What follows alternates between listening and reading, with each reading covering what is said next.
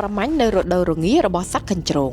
គ្របដណ្ដប់ដោយព្រៃតកកពិភពសម្ងាត់ដ៏រំជើបរំជួមមួយស្ថិតនៅក្រោមផ្ទៃតកកលាក់នៅក្រោមផ្ទាំងតកកដ៏ក្រាស់សត្វកណ្ដោតូចៗរត់តាមពីក្រោមតកកដែលជួយពួកវារក្សាសុវត្ថិភាពពីសីតុណ្ហភាពដ៏ត្រជាក់ហើយពួកគេសង្ឃឹមពីសត្វមៀងសាសីដែលស្រេកឃ្លានប៉ុន្តែកញ្ជ្រោងតកកកំពុងមើលពីលើដោយត្រជាចាប់បានសម្លេងតិចៗវាស្ដាប់ចលនាក្រោមព្រិលរំពេចនោះវាបានដឹងពីទីតាំងរបស់សម្លេងកញ្ជ្រោងលោតខ្ពស់ទៅលើអាកាសហើយមួយក្បាលទៅក្នុងព្រិលដោយទម្លុះដើម្បីដណ្ដើមយកសត្វដែលកំពុងស្ថិតនៅក្រោមផ្ទាំងតកកការប្រយុទ្ធក្នុងរដូវរងានេះរវាងសត្វមៀងសាសីនិងសត្វព្រៃ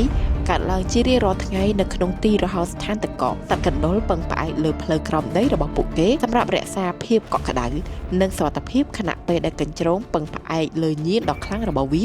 និងលឿនដូចផ្លេចបន្ទោដើម្បីរស់វាជាល្បែងនៃជីវិតនិងការស្លាប់នៅក្នុងរដូវរងាតោះថ្ងៃនេះ admin សូមណែនាំ app ebook ដែលមានសៀវភៅដូចជាសៀវភៅសេដ្ឋកិច្ចសៀវភៅអភិវឌ្ឍសមត្ថភាពសៀវភៅសហគ្រិនភាពសៀវភៅទីផ្សារសៀវភៅមុខចំនួនល្បីៗទាញយកតាមដំណរភ្ជាប់ខាងក្រោមនេះបង់ប្រាក់ជាមួយ ABA លោកអ្នកអាចស្ដាប់បានដោយស្វ័យប្រវត្តិ